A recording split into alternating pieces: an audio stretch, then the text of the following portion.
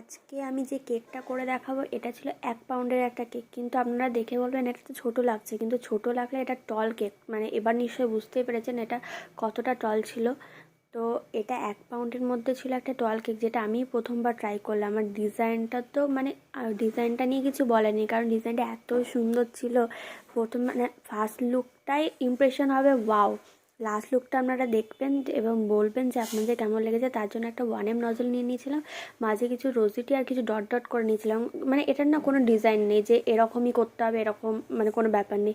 তাই যেখানে মনে হচ্ছিলো যে এখানে দিলে ভালো লাগবে সেরকমভাবে করে যাচ্ছিলাম। একটা স্মল স্টার নজলের সাহায্যে সাদা ক্রিম দিয়ে ডট ডট করে নিচ্ছিলাম, এবং উপরে যে প্রিন্সেসগুলো আছে সেগুলো আমি প্রিন্ট করে নিয়েছিলাম এবং সেখানে পরপর বসিয়ে দিয়েছিলাম। আর কিছু পাতাও করে নিয়েছিলাম। এর ফলে না এটা লুকটা আরও বেশি সুন্দর লাগছিলো। এবং লাস্ট লুকটা আপনারাই দেখে বলবেন কেমন লেগেছে। যদি ভালো লেগে থাকে লাইক কমেন্ট শেয়ার করতে একদমই ভুলবেন না।